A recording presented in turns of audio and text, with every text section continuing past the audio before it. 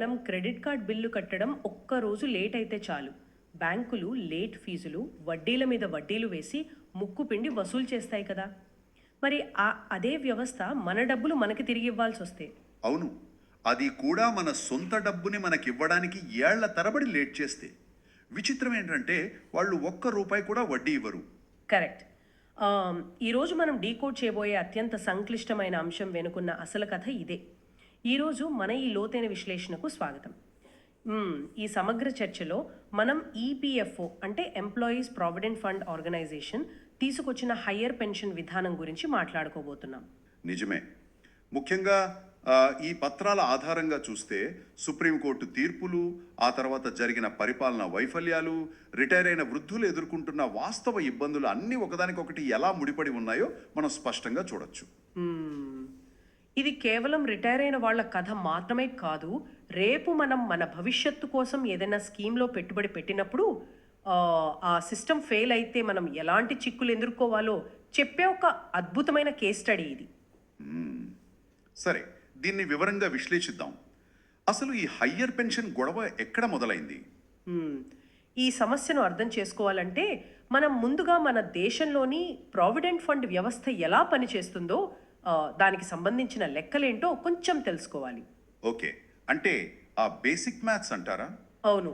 సాధారణంగా ఒక ఉద్యోగికి ప్రావిడెంట్ ఫండ్ లేదా పిఎఫ్ కట్ అవుతోంది అంటే అందులో 2 భాగాలు ఉంటాయి. అంటే ఉద్యోగి తన బేసిక్ జీతం నుంచి 12% పిఎఫ్ అకౌంట్కు ఇస్తాడు. యజమాని కూడా అంతే మొత్తంలో మరో 12% ఇస్తాడు. ఇక్కడ వరకు అందరికీ తెలిసిన విషయమే కదా. అవును, కానీ అసలు కథ యజమాని ఇచ్చే ఆ 12%లోనే ఉంది. ఆ యజమాని ఇచ్చే ఆ 12%లో 3.67% పిఎఫ్ అకౌంట్కు వెళ్తుంది. మిగిలిన 8.33% మాత్రం ఎంప్లాయీస్ పెన్షన్ స్కీమ్ అంటే ఈపీఎస్కి వెళ్తుంది. ఆగండి, ఇక్కడే నాకు చిన్న డౌట్ ఉంది. ఈ 8.33% లెక్క కొంచెం కన్ఫ్యూజింగ్గా ఉంది. అసలు ఒక సాధారణ ఉద్యోగి జీతం నుండి ఈ పెన్షన్ ఫండ్కి డబ్బులు ఎలా వెళ్తాయో ఒక చిన్న ఉదాహరణతో చెప్పగలరా? తప్పకుండా. ఇది చాలా ముఖ్యమైన పాయింట్. గతంలో చట్టం ప్రకారం పెన్షన్ లెక్కించడానికి వేతన పరిమితి నెలకు కేవలం 6,500 రూపాయలు మాత్రమే ఉండేది. అంటే జీతం ₹1,00,000 ఉన్నా సరేనా? కరెక్ట్. ఒక ఉద్యోగి వాస్తవ జీతం నెలకు 50,000 లేదా ₹1,00,000 ఉన్నప్పటికీ ప్రభుత్వం దృష్టిలో పెన్షన్ ఫండ్కు వెళ్లాల్సిన డబ్బు కేవలం ఆ 6,500 రూపాయల మీదే లెక్కించబడేది. ఓహో, అదన్నమాట సంగతి. అవును. కాబట్టి 6,500లో 8.33% అంటే ఎంత? నెలకు కేవలం 541 రూపాయలు మాత్రమే. మీ జీతం ఎంతైనా సరే మీ పెన్షన్ అకౌంట్లోకి వెళ్ళేది ఆ 541 రూపాయలు మాత్రమే. మిగిలిన డబ్బంతా మీ పిఎఫ్ అకౌంట్లోకి వెళ్ళిపోయేది. అర్థమైంది.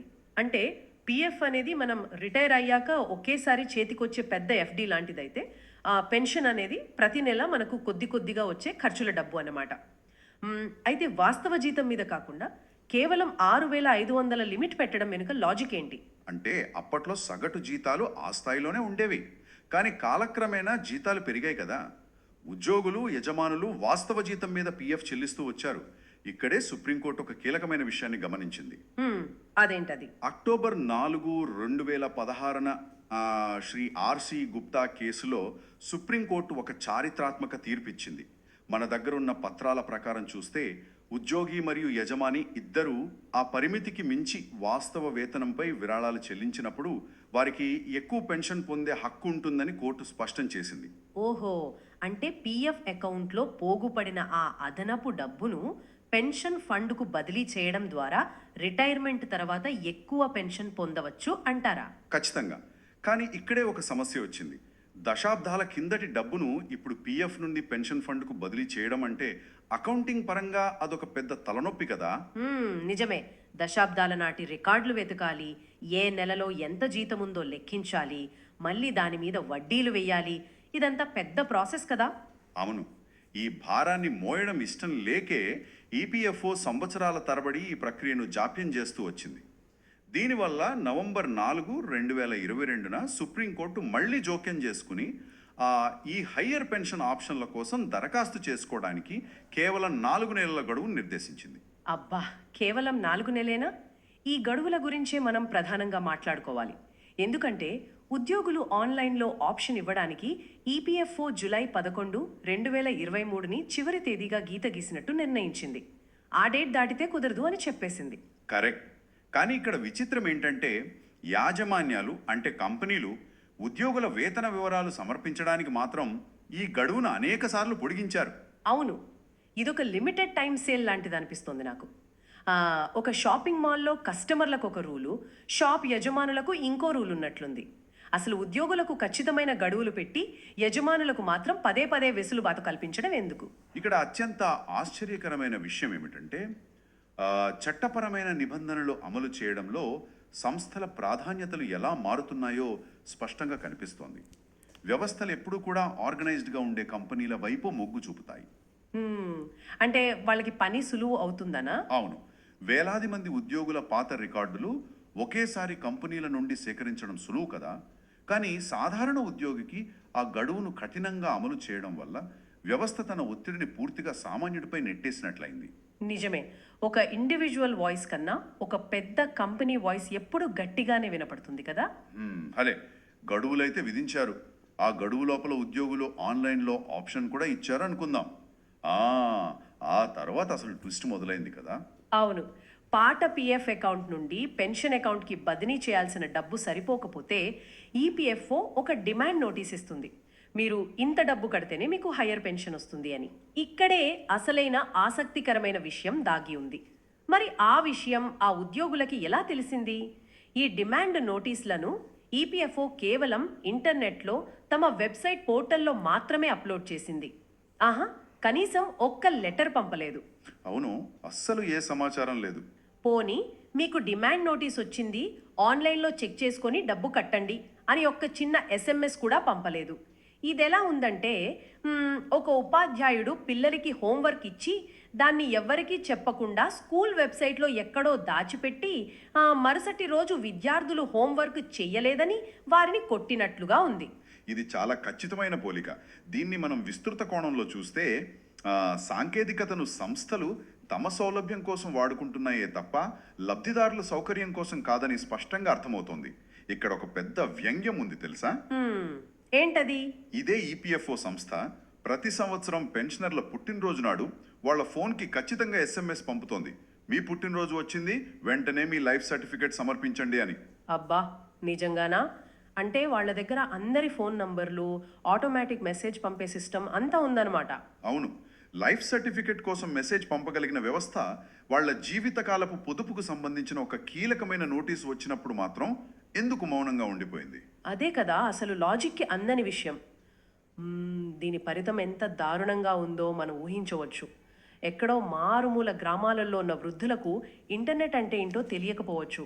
వాళ్ళకి ఆ సమాచారం అందకపోవడం వల్ల డబ్బు చెల్లించాల్సిన చివరి తేదీని కోల్పోయారు. ఖచ్చితంగా. ఒక నోటీసును వెబ్సైట్లో పెట్టి మేము మా పని చేశామని చేతులు దులుపుకోవడం కరెక్ట్ కాదు కదా. సమాచారాన్ని సరైన సమయంలో చేరవేయడమే నిజమైన సేవ. సరే, పోనీ ఇదంతా ఒకెత్తైతే గడువులోపు ఎలాగోలా ఆ వెబ్సైట్ చూసుకుని అప్పులు చేసో డిమాండ్ నోటీస్ ప్రకారం లక్షల రూపాయలు చెల్లించిన వారి పరిస్థితి ఏమైనా మెరుగ్గా ఉందా? అంటే అది లేదు.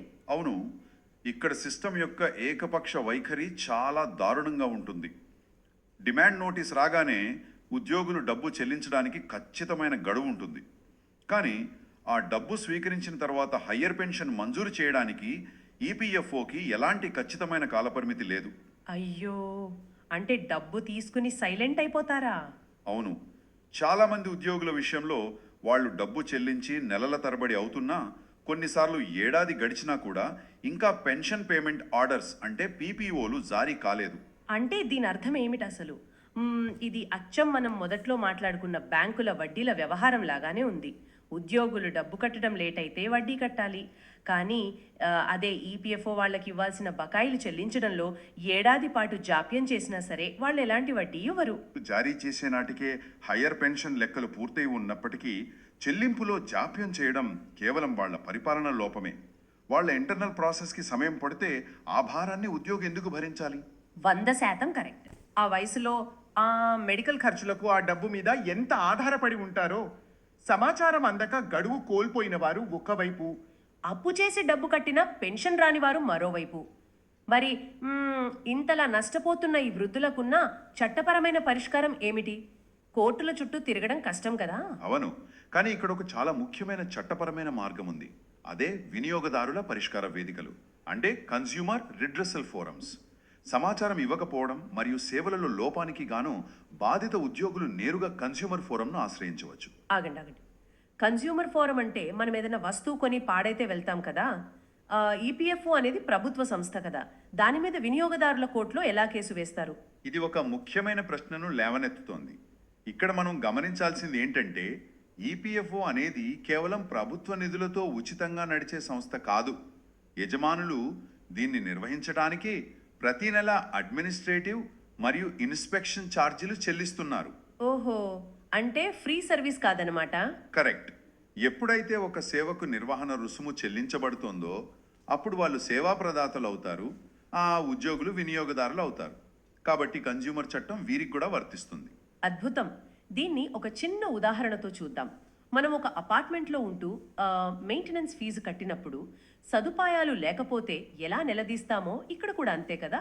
పరోక్షంగా ఛార్జీలు చెల్లిస్తున్నారు కాబట్టి వినియోగదారుల ఫోరంకు వెళ్లే పూర్తి హక్కు ఉంటుంది. అక్షరాలా అంతే.